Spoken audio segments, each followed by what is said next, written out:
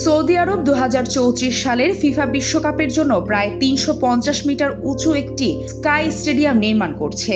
এটি নিয়মের the line প্রকল্পের উপর নির্মিত হবে এবং এতে ৪৬,০০০ দর্শক বসতে পারবে। সবকিছু ঠিকঠাক থাকলে ২০৩৪ সালের বিশ্বকাপ ফুটবলের বেশ কিছু গুরুত্বপূর্ণ ম্যাচ এই স্টেডিয়ামে অনুষ্ঠিত হবে। এই অভিনব স্টেডিয়ামটি নির্মাণে প্রায় $1 বিলিয়ন খরচ হবে বলে ধারণা করা হচ্ছে। স্টেডিয়ামটি একটি বাটির মতো আকৃতির হবে, যা দর্শকদের খেলার প্রতিটি মুহূর্ত সমানভাবে উপভোগ করার সুযোগ দেবে। এতে সাউন্ড অ্যাকুস্টিক প্রযুক্তি ব্যবহার করা হবে এবং বাইরের দেয়ালগুলো সম্পূর্ণ কাঁচ ও এলইডি লাইটিং দিয়ে মোড়ানো থাকবে। এছাড়া সম্পূর্ণ স্টেডিয়ামটি নবায়নযোগ্য শক্তি বা পুনর্ব্যবহারযোগ্য বিদ্যুৎ দ্বারা পরিচালিত হবে। খেলোয়াড় ও দর্শকদের জন্য ইলেকট্রিক পরিবহন ব্যবস্থাও থাকবে। শুধুমাত্র এই স্কাই স্টেডিয়ামই নয়, রিয়াদ, জেদ্দা, আল খোবার এবং আভা সহ মোট 5টি শহরে 8টি নতুন স্টেডিয়াম তৈরি করা হবে।